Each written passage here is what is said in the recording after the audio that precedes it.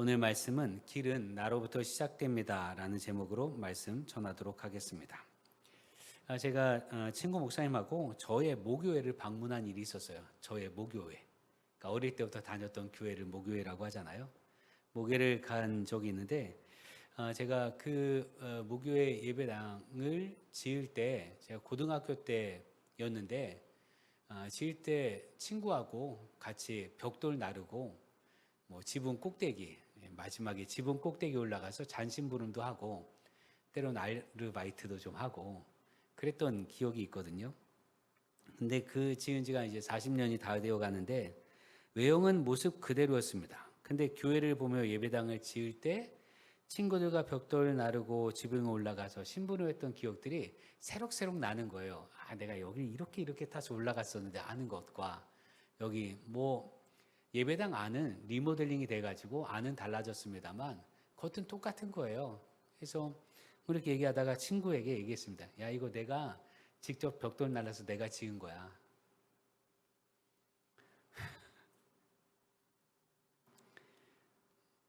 거짓말은 아니잖아요. 제가 벽돌 직접 날라서 벽돌 직접 이렇게 올렸어요. 그러니까 거짓말은 아니잖아요. 지은 거. 어쨌든 그렇습니다. 롯데타워 빌딩 우리나라에서 가장 높은 건물이죠. 석촌호수에 있는. 근데 그것을 설계했던 사람, 철근 날랐던 사람, 크레인 기사만이 아니라 거기서 이른바 노가다 알바했던 사람들도 거기 지나갈 때마다 뭐라고 말하겠습니까? 이거 내가 지은 거라고. 그렇게 말할 거잖아요. 그렇습니다. 사람도 마찬가지입니다. 우리가 어떤 사람을 보면 괜히 형편없었는데 내가 사람 만들었어 라고 말하는 경우가 있거든요. 제 아내가 종종 저에게 그럽니다. 자기 만나서 제가 사람 됐다고. 제 아내가 꾸며주고 이렇게 해가지고 지금 이 모습이 된 거지 아니었으면 형편없었다고 그렇게 얘기를 할 때가 있는데 그럼 그 형편없는 사람하고 왜 결혼했는지 그때는 어떤 마음으로 결혼을 했는지 말이죠. 그렇습니다. 실상 우리 때문에 되는 일이 참 많고요. 우리가 잘 몰라서 그렇지 내 영향을 받은 사람도 많습니다. 누군가는 나에게 직접 말을 하지 않고 내가 잘 몰라서 그렇지 누군가는 나를 보고 나 때문에 신앙생활을 하게 됐어요. 나 때문에 이렇게 하게 됐어요. 나 때문에 그걸 선택하게 됐어요. 하는 사람들이 있을 거라 이거지요. 예, 그렇습니다. 내가 잘 몰라서 그렇지 내 영향으로 사람이 변한 것도 많습니다.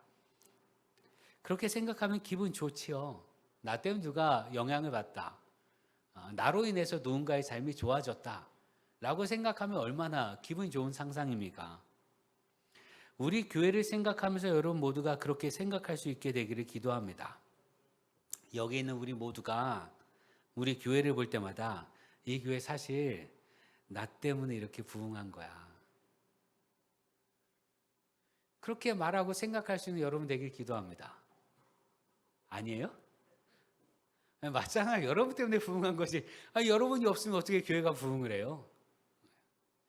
이 교회는 사실 나 때문에 이렇게 건강해진 거야. 이렇게 여기는 일들이 많기를 기도합니다. 그리고 앞으로도 그렇게 실제가 되게 하는 여러분 되기를 주의 이름으로 축원합니다. 우리 교회가 여러분 한 사람 한 사람 때문에 건강해지고 부흥하는 교회 되길 주의 이름으로 축원합니다. 이럴 때는 아멘을 크게 하셔도 됩니다. 다시 하겠습니다. 여기는 여러분 모두 한 사람 한 사람 때문에 우리 교회가 부흥하고 건강해지기를 주의 이름으로 축원합니다. 나로부터 변화된 일, 내가 어떻게 하느냐에 따라 역사가 달라진 사건이 법궤를 옮기는 과정에 담겨 있습니다. 하나님의 궤라고 표현되는 법궤가 있습니다. 이 법궤에는 십계명 돌판, 아론의 쌍난 지팡이, 만나 한 오멜을 넣은 항아리가 들어있습니다. 그러니까 법궤, 하나님의 법만 들어있는 궤가 아닌지라 하나님의 궤라고 부르거든요. 여기 뭐가 있는가 하면 십계명 돌판이 있습니다. 곧 하나님의 말씀이 있다는 거죠. 그리고 아론의 쌍난 지팡이가 있습니다. 예, 아론의 쌍난 지팡이를 인도하였으니까 하나님의 인도하심을 표현하기도 하고 만나 한 오멜, 하나님의 돌보심을 표현하는 것들이 궤 안에 있고 그를 통해서 하나님의 역사하심을 하나님의 돌보심을 찬양하고 예배했던 거예요. 그러나 당시 이스라엘 백성들에게 이 하나님의 궤는 하나님 그 자체였습니다. 엘리 제사장 때에 블레셋과의 전쟁에서 한 번 져요. 지고 나니까 이스라엘 백성들이 하나님이 우리와 함께하지 않으시기 때문이다 하면서 자신들이 하나님의 궤를 가져옵니다. 그렇게 했다가 전쟁에서 지고 법궤도 빼앗깁니다. 사무엘상 4장 11절에 하나님의 궤는 빼앗겼고 엘리의 두 아들 홈리와 비느하스는 죽임을 당하였더라. 전쟁에서 승리했던 블레셋이 전리품으로 하나님의 궤를 빼앗아갑니다. 하나님의 궤를 빼앗아가서 5개 도성 아스돗, 아스글론, 가자, 가드, 에글론으로 옮겨 두는데 이 7개월 사이에 모두 재앙을 받아요. 이 재앙이 얼마나 심각했는지 1세기 역사자 요세푸스는 이렇게 기록합니다. 블레셋의 5 도성이 어떤 재앙을 받았는가? 사람이 죽어가면서 먹은 음식과 병으로 부패된 것을 토해내면서 나중에 뱃속의 모든 입으로 내장을 토해내다 죽어가더라. 재앙을 받았는데 얼마나 극심한 재앙이는가 하면 죽어가는데 자기가 그동안 먹었던 것들이 배에서 다 부패돼서 내장을 다 토해내면서 죽어가더라 이거예요. 그렇게 사람들이 죽어갔더이다. 그러니 블레셋이 더 이상 하나님의 궤를 둘 수 없었겠지요. 그래서 이스라엘로 되돌려 보냅니다.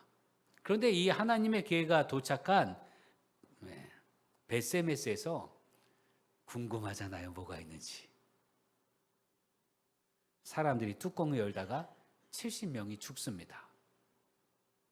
함부로 여겼다는 얘기죠. 하나님의 궤를 함부로 여겨서 70명이 죽었습니다. 그러자 이 벳세메스 사람들이 두려워서 기랏 여아림으로 법궤를 보냅니다. 하나님의 궤를 보냅니다.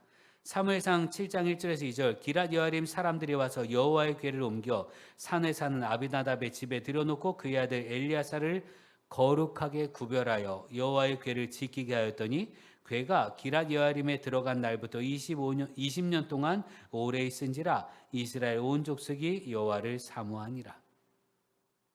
벳세메스 사람들은 하나님의 궤를 가벼이 여겼고 경외하지 않고 제멋대로 하다가 벌을 받았고요.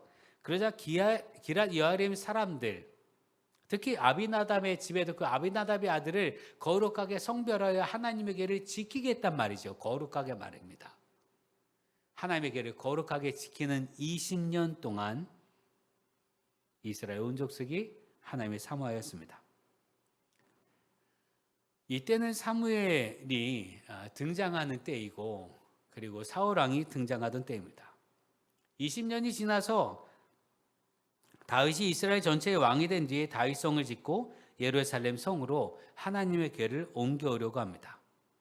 통일 왕국의 왕이 된 다윗에겐 이 일이 굉장히 중요한 일이었어요. 다윗이 나라를 정치적으로는 힘을 가졌습니다. 왕권을 차지했으니까. 그런데 종교적, 신앙적으로까지 아직 통일된 건 아니라 이거죠. 왜요? 하나님의 궤가 아직 기랏 여아림에 있으니까. 다윗성에 하나님의 궤가 없는 거예요. 하나님이 아직 멀리 계시단 말이죠. 그러니까 신정 통치를 위해서, 신권과 왕권의 통일을 위해서 다윗은 하나님의 궤를 다윗성으로 가져옵니다. 그렇기 때문에 다윗은 좋은 수레를 만들고 노래하는 사람으로 세우고 전 국가의 축제로 만들려고 했어요. 하나님의 궤가 드디어 다윗 왕의 집에 온다. 하나님께서 드디어 다윗의 가문 위에 임하신다. 이걸 온 백성들이 함께 볼 수 있는 축제로 만들려고 했다 이거지요.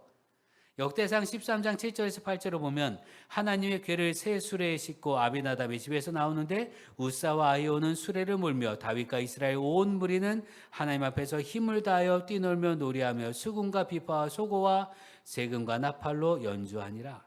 하나님의 궤를 한 번도 물건을 싣지 않았던 새 수레, 한 번도 멍에를 짊어지지 않았던 소에게 짊어지게 하고 궤를 이제 가져오려고 하는 거예요. 그러나 하나님의 궤를 옮겨오는 도중 수레가 흔들렸고 흔들리다 보니 법궤가 떨어질 것을 두려워해서 법궤를 하나님의 궤를 잡으려 했던 우사가 벌을 받아서 그 자리에 죽게 됩니다. 왜인가? 하나님의 궤는 레위인들이 어깨에 짊어져서 옮겨야만 하거든요.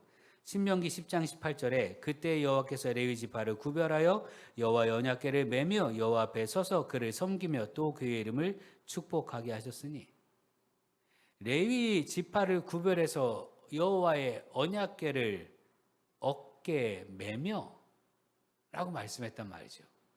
그럼 한번 생각해 보면 과연 이들이 몰랐을까? 다윗의 명령에 의해서 하나님의 궤를 기럇여림에서 다윗성으로 가져오는데 어떻게 가져와야 하는지, 어떻게 옮겨야 되는지 이들이 과연 몰랐을까?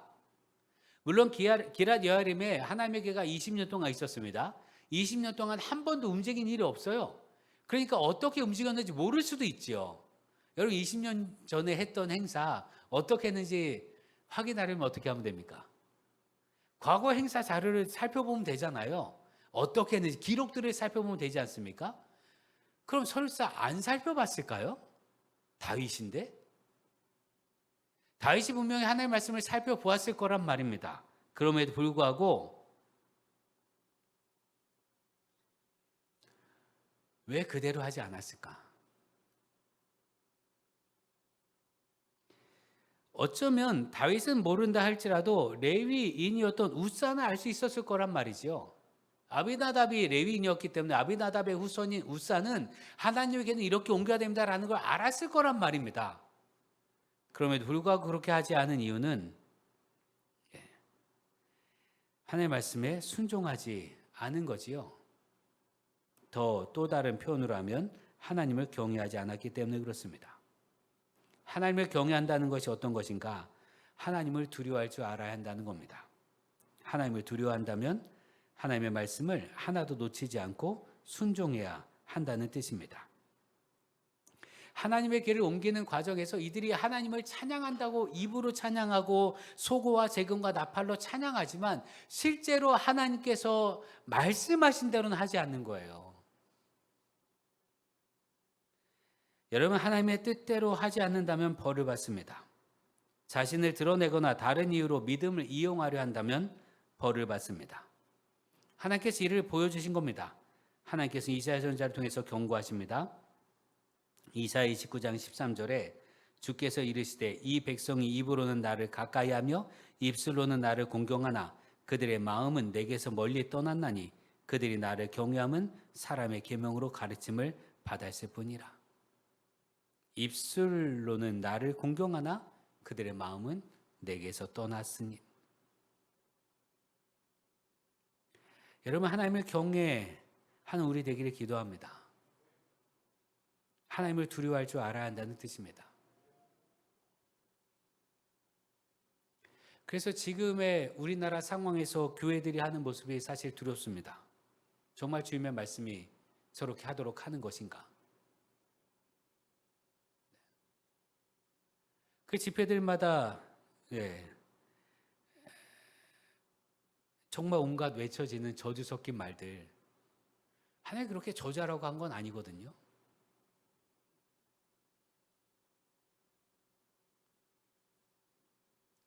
여러분, 하나님은 자비로우시고 은혜가 풍성한 분이시지만 겉과 속이 다른 삶, 말과 행동이 다른 삶, 외식하는 것은 싫어하십니다. 특별히 중간중간 뉴스나 보도를 보면 말이죠. 신접한 자와 박수무당을 하나님께서는 없애라고 하셨는데 무당과 주술에 움직이는 이 나라에 관해서 침묵하는 교회, 이걸 어떻게 이해해야 되냐 이거예요. 자기의 유리한 대로, 자기의 표현한 대로, 자기의 소욕대로, 자기 욕심대로. 그게 다윗이 하나님의 길을 옮기는 과정과 똑같은 거예요.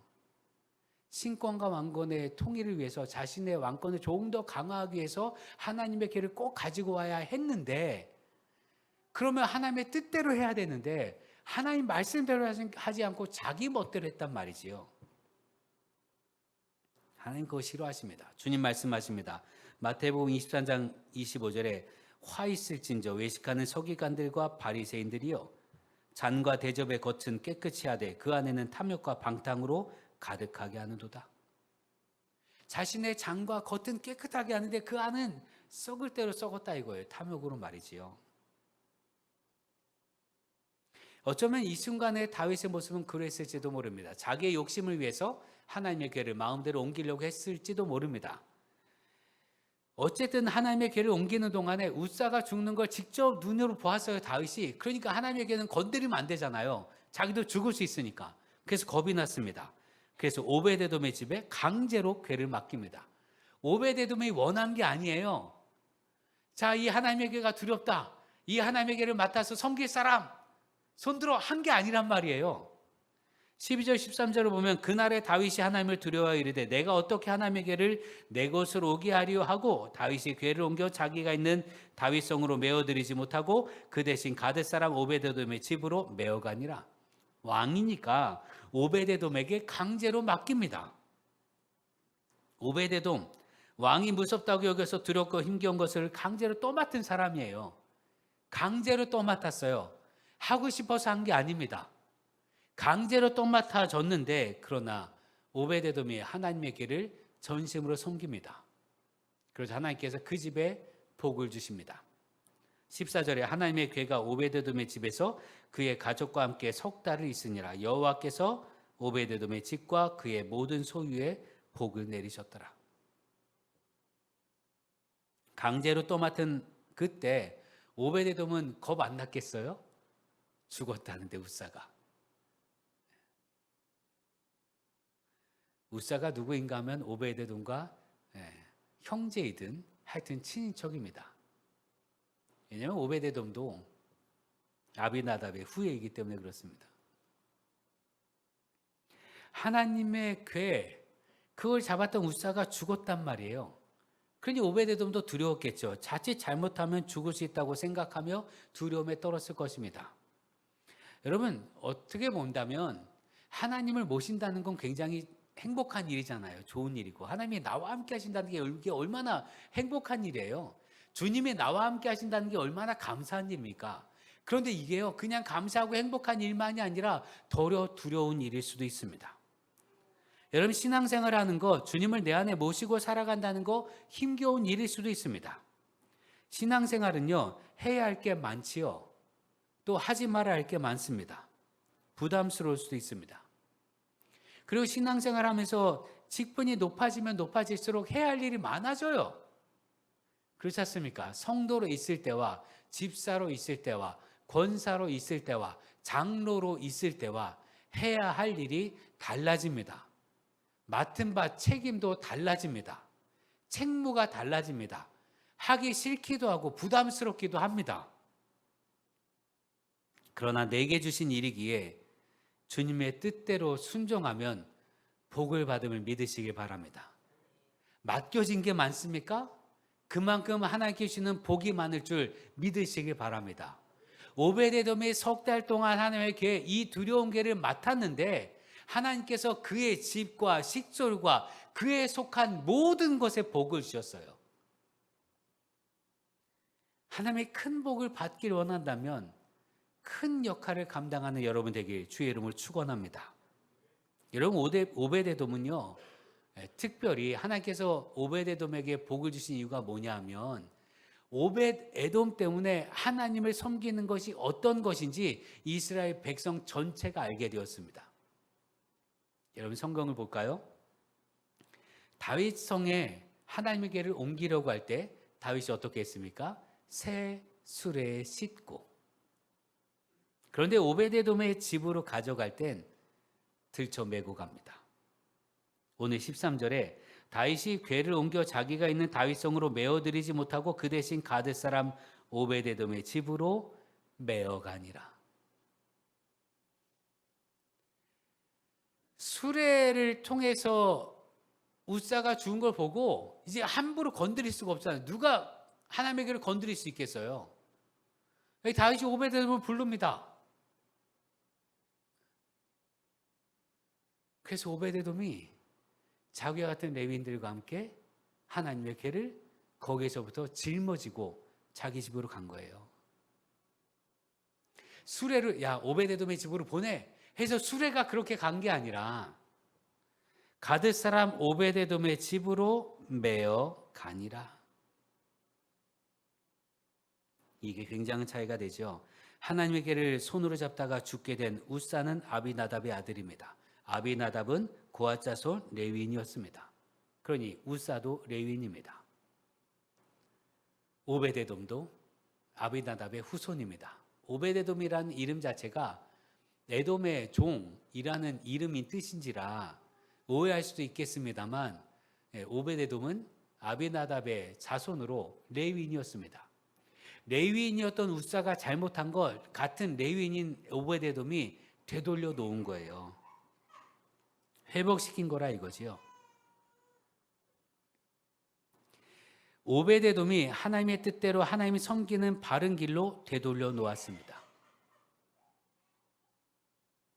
이게 그냥 그 순간에 오베데돔만 잘한 일이 아니라 오베데돔이 하나님의 길을 섬기는 방법을 보여주었더니 어떤 일이 벌어졌는가 하면 이후에 다윗이 다시금 하나님의 길을 옮겨올 때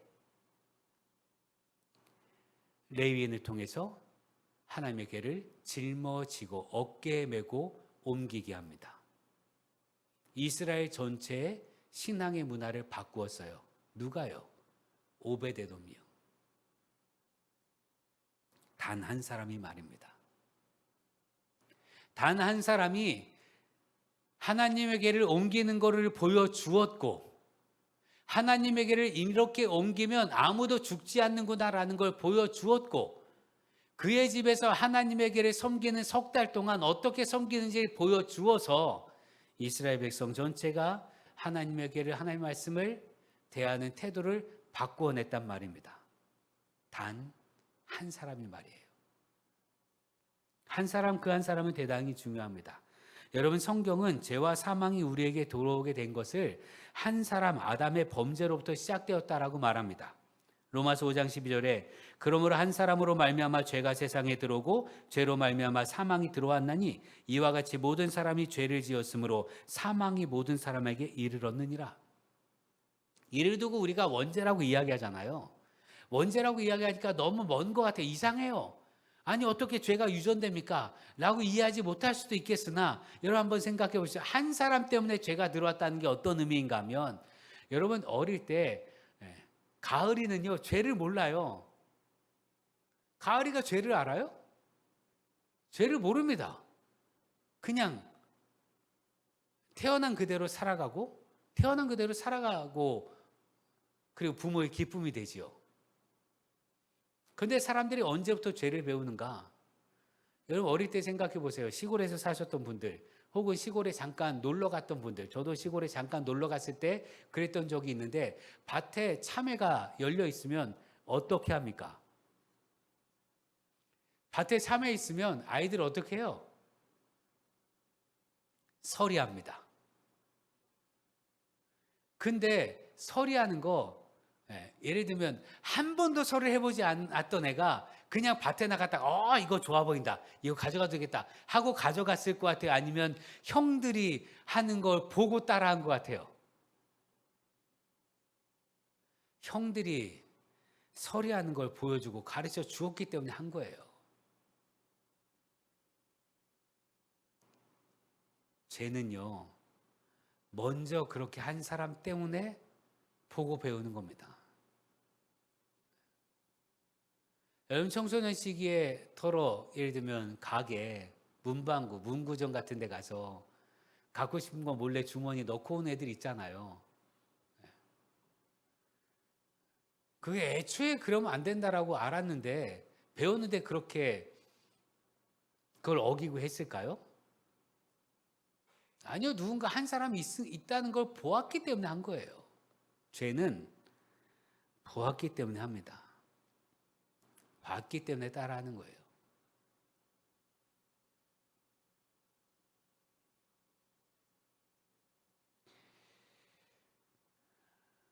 그래서 지금 우리 나라 뉴스 혹은 보도들이 두려운 거예요. 이른바 법원을 공격한 거,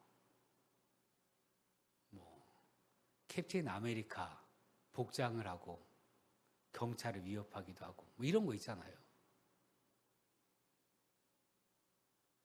있을 수 없는 일이 보여지니까 점점 그렇게 따라하는 것들이 되겠죠.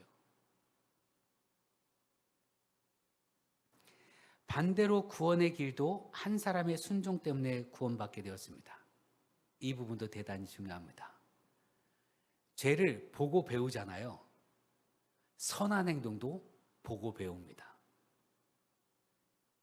그러니까 지금 저주의 소리가 막 넘치는데, 그래서 우리 그리스도인들이 중요해요. 그러한 때, 이때 우리가 축복의 소리로 바꾸어야 합니다.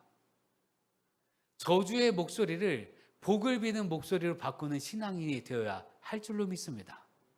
그렇게 바뀌면 바뀝니다. 여러분, 주님이 어떻게 하셨습니까? 성경은 말합니다. 로마서 5장 19절에 한 사람이 순종하지 아니함으로 많은 사람이 죄인 된 것 같이 한 사람이 순종하심으로 많은 사람이 의인이 되리라. 하나님께서 우리를 구원하신 것 대표적인 한 사람, 하나님이시지만 겸손히 사람이 되시고 온순한 순종으로 십자가를 지신 예수님을 통해서 우리가 구원받았습니다. 로마서 5장 10절 이렇게 말합니다. 곧 우리가 원수 되었을 때 그의 아들의 죽으심으로 말미암아 하나님과 화목하게 되었은즉 화목하게 된 자로서는 더욱 그의 살아나심으로 말미암아 구원을 받을 것이니라. 우리가 예수 그리스도 안에서 구원을 받고 하나님 안에서 즐거워하게 되었습니다. 그러니 기쁨을 나누는 우리 되기를 기도합니다.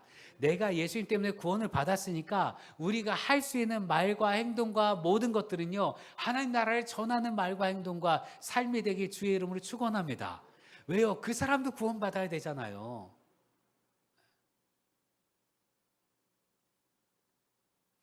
여러분, 오베데돔은 그 한 사람이 다윗 왕조차 잊어버리던 하나님을 경외하는 것이 어떤 건지 보여주었습니다.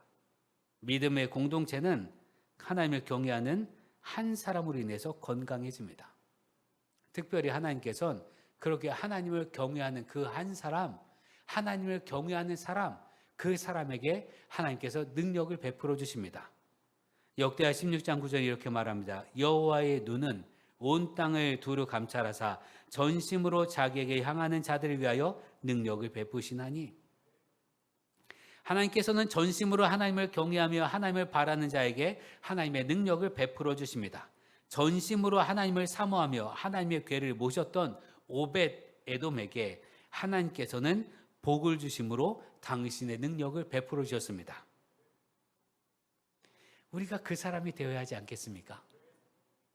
바른 믿음, 온전한 믿음으로 온 공동체에 선한 영향을 끼치는 사람, 바른 믿음의 길로 이끌어가야 할 사람, 바로 그 사람 내가 되어야 되지 않겠습니까? 여러분, 나 때문에 교회가 건강해진다면 얼마나 행복한 일이겠어요. 나 때문에 주님을 믿는 삶이, 주님을 믿는 방식은 이렇게 하는 겁니다라고 바른 길을 보여주는 거, 이게 얼마나 복된 일이겠습니까?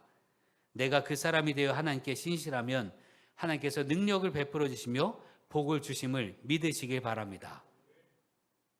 중국 사기에 복숭아 나무와 오얏나무 아래는 스스로 길이 생긴다라는 말이 있습니다. 복숭아 나무와 오얏나무, 오얏나무는 자두나무입니다.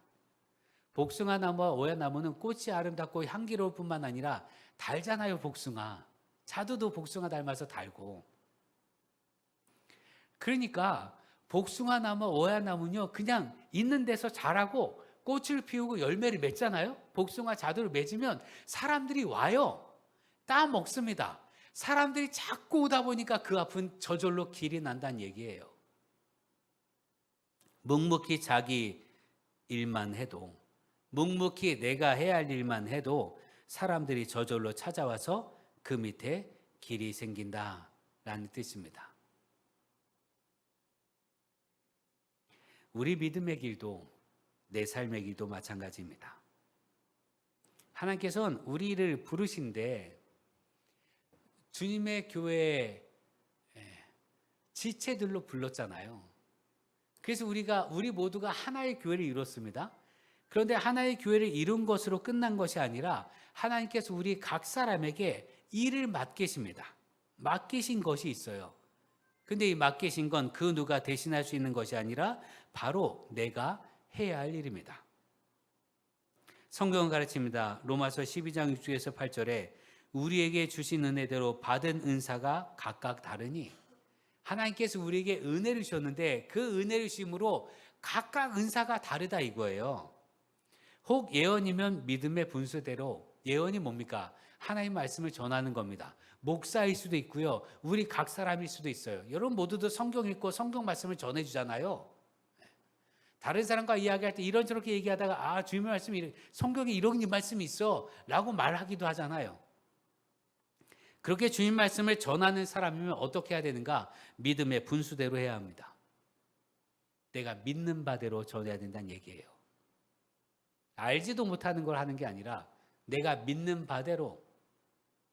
그 말이 뭡니까? 내가 믿으니 나도 그 말씀대로 순종할 때만 그 말을 전하라는 겁니다.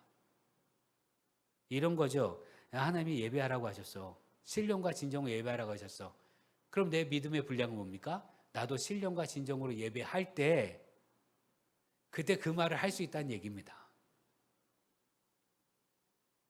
혹 섬기는 일이면 섬기는 일로 하라고 했어요. 섬긴다는 게 뭡니까?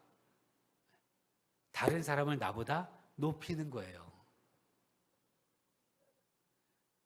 그럼 내가 섬긴다면, 내가 봉사하고 섬긴다면 어떻게 해야 됩니까? 다른 사람을 다 나보다 높은 존재로 여겨야 됩니다.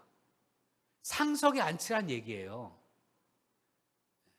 내가 섬긴다고 하면서 다른 사람을 내 밑에 두고 내 일꾼으로 부리지 말고 상석으로 높이고 내가 그 일을 감당하라는 얘기입니다. 혹 가르치는 일이면 가르치는 자면 가르치는 일도. 가르친다는 게 그것 아니겠습니까? 내가 깨닫는 바대로 가르치는 것이고 내가 하는 대로 가르치는 거 아니겠어요? 여러분 자전거를 가르치면 어떻게 가르칩니까? 자전거를 타지 못하는 사람이 자전거를 가르칠 수 있어요? 타는 사람이 가르칠 수 있는 거 아니겠습니까? 수영도 마찬가지입니다. 수영을 할 수 있는 사람이 가르쳐 주는 거지 자기도 수영 못하면서 수영을 가르칠 수는 없잖아요. 그러니 가르치는 자는 그걸 아는 사람이고 할 수 있는 사람입니다. 위로하는 자면 위로하는 일로. 내가 누군가를 위로한다면 그 위로가 얼마나 중요한지 아는 사람만 할 수 있는 거예요. 내가 위로를 받았을 때 그게 나에게 얼마나 힘이 됐는지. 그러니까 찾아가면서 위로하는 것 아니겠습니까? 지금 병들어 있거나 혹은 홀로 있거나 혹은 외롭거나 혹은 이런저런 문제로 어려움을 겪거나 여러분이 찾아가서 위로할 수 있는 여러분들에게 기도합니다. 구제하는 자는 성실함으로 하라고 그랬어요. 남을 돕는 자는 성실함으로 해야 됩니다. 하다가 마는 게 아니라 하면 끝까지 하라는 얘기예요. 성실하게. 다스리는 자는 부지런함으로 하라고 그랬습니다. 다스리는 자가 누구입니까? 지위를 가진 사람이잖아요. 교회 안에서든 사회 안에서든 지위를 가진 사람들은 부지런함으로 하란 얘기입니다. 부지런한 사람 드러난 특징이 뭡니까? 맨 앞에 서는 거예요. 제일 먼저 오고. 다스리는 자, 지도자가 되는 사람은 그래서 제일 먼저 오고 제일 앞에 서고 제일 먼저 그 일을 감당해야 됩니다. 교회 지도자가 되려고 하는 사람, 교회 지도자도 마찬가지입니다. 제일 앞에 서고 제일 먼저 하고 짐을 져야 합니다. 긍휼을 베푸는 자는 즐거움을 하라고 했습니다. 긍휼을 베푸는 것, 이건 역시 다른 사람들 구제하고 돌보고 살피는 거잖아요. 그러면서 행복하게 하라 이거예요. 기쁜 마음으로. 어쩔 수 없이 하는 게 아니라 즐거움으로 할 것이라. 여기 말씀은 성경 말씀입니다. 로마서 12장 6절에서 8절에 있는 말씀을 단지 저는 풀어서 설명을 드렸을 뿐입니다. 하나님의 말씀이니 하나님의 말씀에 순종하는 여러분들에게 기도합니다. 그 말씀대로 살아야 하나님을 경외하는 자에게 하나님께서 능력을 베풀어 주십니다. 내게 맡기신 일을 충성히 하면, 내게 맡기신 일을 내가 묵묵히 감당하면 그럼 열매를 맺습니다. 그러면 자연히 나로부터 길이 납니다. 길은 내 자리를 지키는 것으로부터 나타납니다. 여러분에게 맡기신 일을 감당하십시오. 그 맡기신 일에 순전함으로 감당하십시오. 그것이 하나님께서 하나님의 역사하실 하나님의 능력을 나타내주는 통로가 되기 때문에 그렇습니다. 그러니 하나님을 경외함으로 순종하고 그 순종을 통해 교회를 세우고 나라를 세우는 우리 되기를 기도합니다. 기도하겠습니다. 은혜의 주님, 우리가 주님의 말씀을 듣고 따르는 가운데 온전한 순종이 있기를 원합니다. 하나님을 경외하기에 하나님께서 원하시는 길을 가게 하시고 하나님께서 원하지 않는 것은 하지 않게 하여 주옵소서. 오베데돔의 신실한 순종에 하나님께서 복을 주셨듯 우리 믿음의 순종에 능력을 베풀어 주시고 복을 주시옵소서. 우리 각 사람이 신실한 믿음과 순종으로 하나님의 나라를, 주님의 교회를 든든히 세워가게 하옵소서. 다른 누군가가 해주는 것이 아니라 바로 내가 교회를, 주님의 나라를 세워가는 것임을 깨닫고 나에게 맡기신 일을 기쁨으로 감당하는 우리 되게 하옵소서. 예수님의 이름으로 기도합니다. 아멘.